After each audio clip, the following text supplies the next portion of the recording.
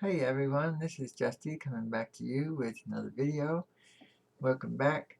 Um, I want to do a little bit of a life update in this one and also talk a little bit about a subject that was requested by a subscriber, and that was that I talk about something that I really have been avoiding talking about since I started doing my videos, and that is the relationship that I have with my spouse and how that has been affected by my transitioning, particularly at such a late period in life and after such a long relationship as the two of us have been together and in love for over 20 years. So, uh, first of all, though, I want to start with the life update. And I know I said something about doing a story time about my first experience at the nail salon. And as much fun as I would have doing that story time, and I hope to get to it sometime, but this time is not the time because this is really my only opportunity to do a video with you for a little while. I don't know how long. I know I am going to lose my internet service for a period of time as I am going to be moving. So, my nail salon story time will come as once I get reestablished with an internet connection after I get to where I'm going, which is going to be a move from where I am now, which is West Texas in the United States, to Washington State, which is where I lived for 15 years as a younger person and where my children and grandchildren mostly they are there in that state. All of them are in the vicinity of the northwest of the U.S. And so I'm gonna want to be going up there and be with them as things go forward here. Uh, so I mentioned in my other video how things sort of seem to be coming all at me all at once, and it is pretty crazy.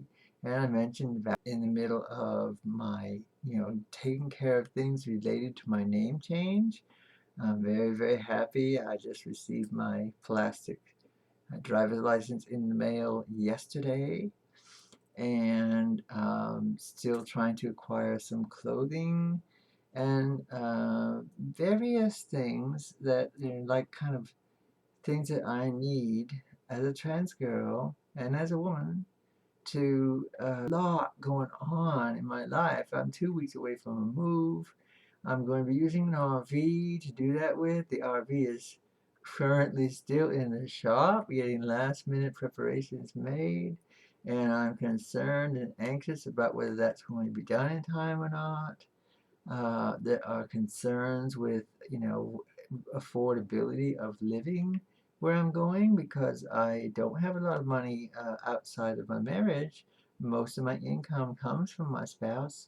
And so, and that's the other thing, I'm in the middle of filing for a divorce. Now, I want to be sure that everybody understands that when it comes to that is not a given when it comes to transitioning at an older age or after a long relationship.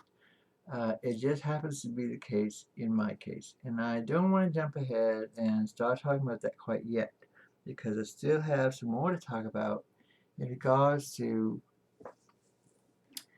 uh, these things that I'm having to deal with and why it is I'm making this video, even though I don't look my best, to say the least. Um, but the thing is that today being the 26th, on the 28th, just 2 days from now, I have got to go and get electrolysis. Now, many people are familiar with electrolysis for facial hair removal and body hair removal. That is um, an hour at a time, 2 hours at a time, kind of done over 2 or 3 years. But in the interest of my own safety, convenience, I'm disabled, that disability is a high-level spinal cord injury, and it makes it really difficult for me to work with my hands. And it would be really, really nice if I didn't have to wear as much makeup to hide my facial hair, because first of all, it's very triggering and very upsetting for me to have to start every day shaving. I hate it. I just hate it. And so I don't want to keep doing that. Um, yeah, uh, but also it's about my safety. It's about being able to present without necessarily having to plaster on a bunch of makeup every day. I can go ahead and just go out the door and have most of my facial hair problems taken care of, because what they're going to be doing with me is they're going to be uh, doing two technicians will be working on me at a place in Dallas about 200 miles from where I live, and they will be working on me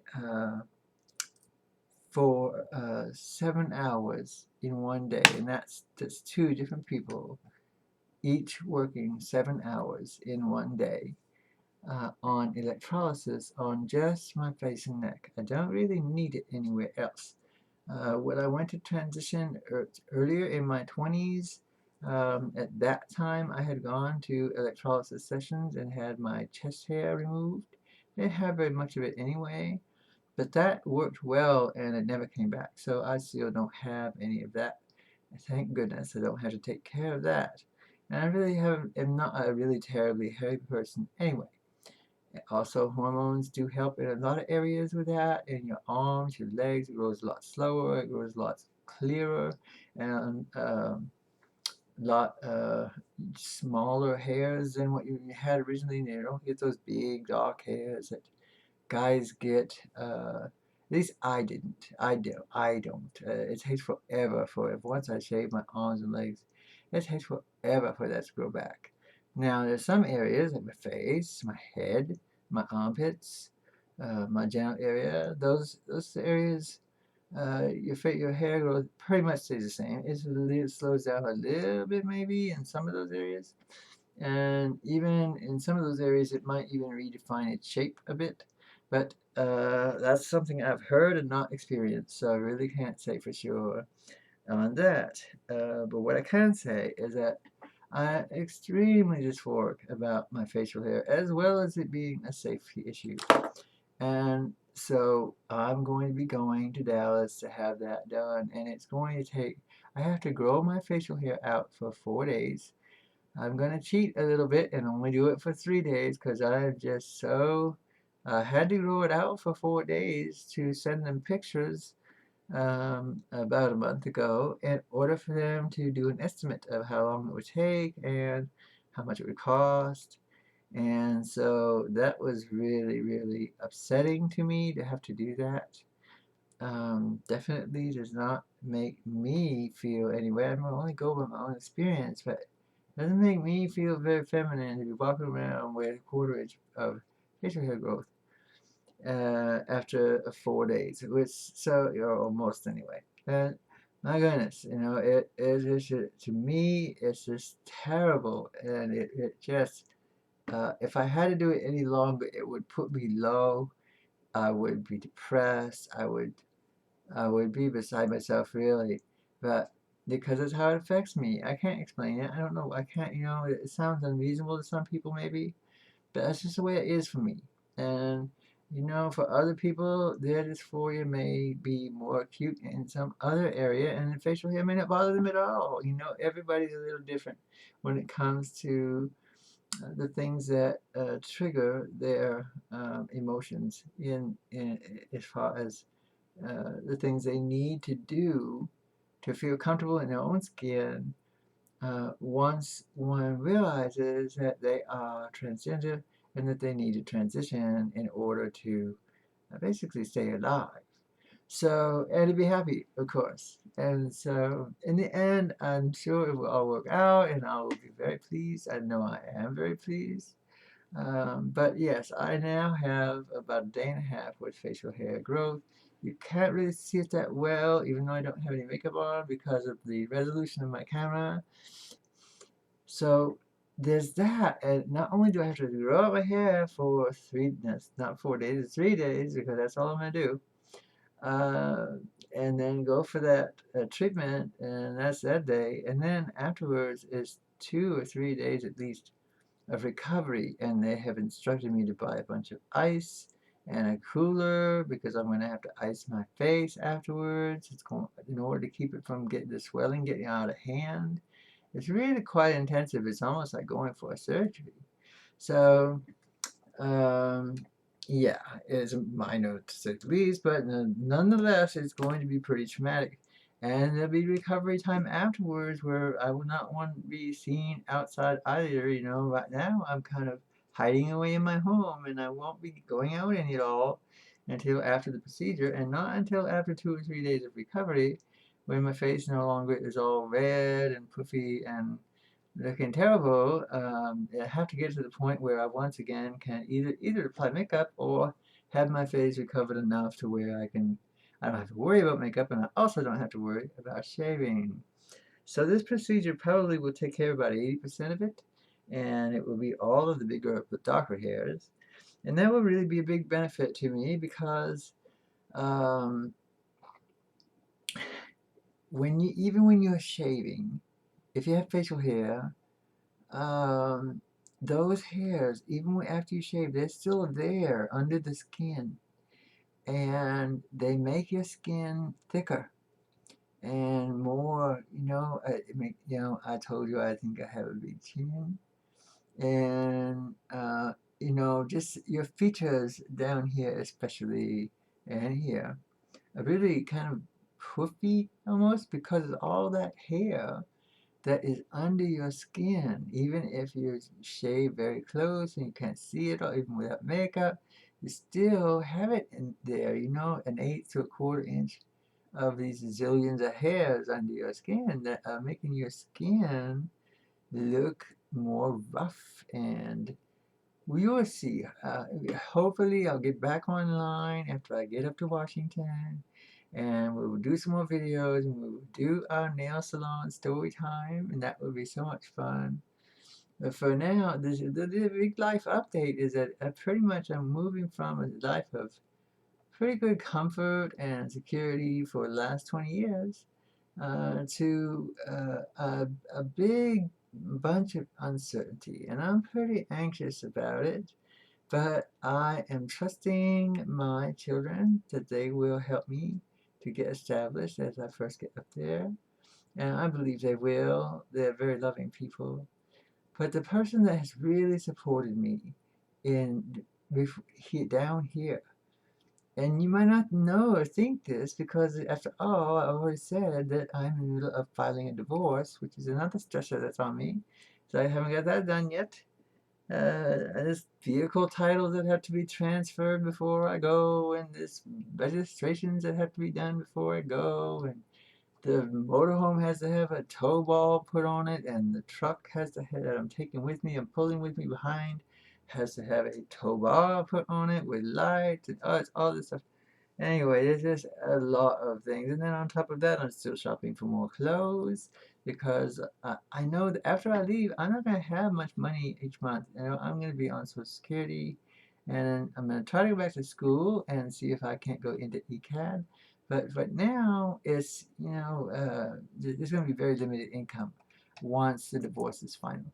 And that's okay with me. I've been poor before, been poor most of my life, and I can deal with that. So, but that's not to say it's not stressful to, readjust your life after so long of relative comfort.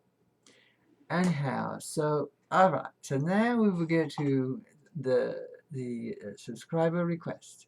And that's why you understand why I'm taking the time to do this video. It's really probably the last time I'll be able to post a video at this end here down in Texas. Probably next time it will be up in Washington. It'll be in completely different surroundings. But, I have to reestablish my internet connection once I get up there. Okay. Marriage and the transgender person who is transitioning late in life like I am. and who was in denial for years and not entirely honest with my spouse. I did tell her about my previous attempt at transition when I first met her, but I really didn't tell her as much as I probably should have or could have, because I was fearful. I already fell in love with her. I didn't want to lose her. I didn't want to give her too much information, TMI. I didn't feel like it was really relevant because I didn't think it would ever affect our relationship. Boy, was I wrong there. Because I didn't think I'd ever have to transition. I thought I could change, and that was something that I told you in a previous video, as I've spent all my life saying to myself, oh, I think I can change, it will be alright. This is obviously my second marriage, and of course neither one of them worked out for the same reason. But I don't want people to get discouraged that are in a relationship and thinking about transition, because transition does not mean that you're absolutely going to lose your relationship with your loved one. And let me be clear that I do indeed love my spouse and she loves me. This is not a split. We're going to be very close friends after this.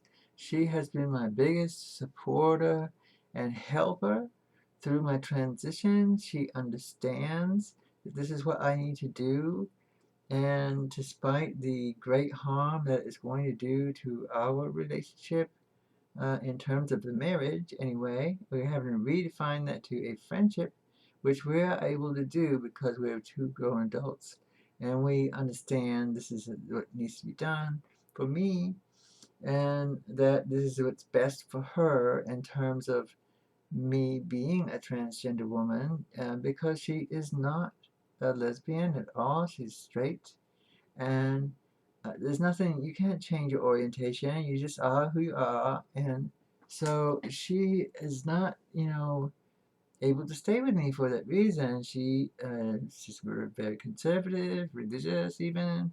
Her family's very religious. She's a bit older than I am, and she's worried about losing family support as she gets onto her later years. And because of her shunning her or disrespecting her, because she is with a transgender person, and that's a really big concern for her. And I really kind of I understand that. The other thing is, so we've really been on a platonic, more or less, play around a bit maybe, but never get real serious kind of relationship for a long time anyway. So really, we're just taking another step in that direction with our relationship. But I want to be clear that I have known many, many trans people who have had, who were married when they transitioned and who are still married to the same person. I have to say that in most cases, that's because the person they were going with or married to was bisexual to begin with, and therefore did not have a problem with being with a female, as opposed to the male what they thought was a male that they married. So there's a lot of outcomes that can happen. Really, there's so much here to discuss, and I have no time. I'm out of time with this video. And so I just want to say, if anybody has any questions, you can direct message me through Facebook. You can find me. I'm not hard to find. I post my social media links in the descriptions, or not in the description, but on my YouTube profile, and of course my YouTube profile on my Facebook. And whenever I post a YouTube video, I do share it to Facebook, and thus my family can see it and learn more about me and my experience. And that's pretty much what I wanted to cover this time. That if you don't see me for a while, don't worry, I'm working on it. Um, uh, I'm sure that everything will be okay. I'm under a lot of stress, and I'm certainly very, very busy. And that's why it's taking me longer than it did at first to put out new videos. Is also because I just have so much to get done.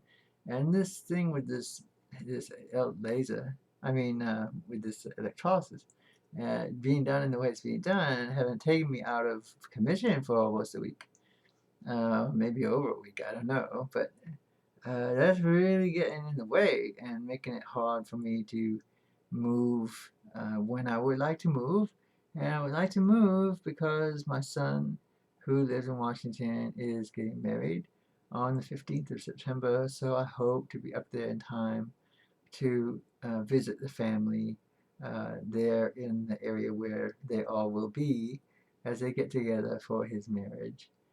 So, as a happy occasion there, and I'm going to be very happy to be with my children. That's the other thing about the relationship ending here is that she knows that my kids need me and have needed me all these years. And it really has been, she's been getting, the best part of me for all those years. And unfortunately, that means that they have not been. I've only been able to get up there to visit at the most every couple of years because of financial considerations and work schedules and all of that kind of stuff. So now I will get to spend time with my grandchildren and my children, and then nothing makes me happier than that. So I will be fine. Don't worry about me. I've been around for a while and I know how to work the system, and I should be all right. Just gonna take a little time for things uh, to normalize, you might say. Let me just check my notes real quick, make sure I'm not forgetting anything. She is my biggest support, yes. Oh, and she's concerned about my safety. That's why she's willing. She's actually paying for a lot of the stuff having to do with my transition. She's paying for the clothing, the makeup. She's paying for the electrolysis, my travel, fixing the RV so it's ready to go up there. These are all done because she loves me, but also because she's concerned about my safety. She wants to make sure that I have the clothes I need to feel safe, that I have the makeup, I have, just all the things, taking care of my facial hair so that it's easier for me to pass and so that I look a bit more feminine. And also am not bothered so much every morning with being having to start every day with a shave, which is really, really upsetting for me. So that will be a big peace of mind improver after that procedure is done. Of course, I will still have to go for the 1 hour sessions every now and then to get rid of the last of it, but that will be pretty minor, and I probably will be able to go without a shave and without makeup for a few days at a time at least after this is done, because most of it and all the darker of it will have been gotten rid of already. There is some recycling, and hair grows in cycles, and so I will have to go back at it some, but it can be done in the smaller sessions. So that is pretty much, I'm out of time. I can't go any further.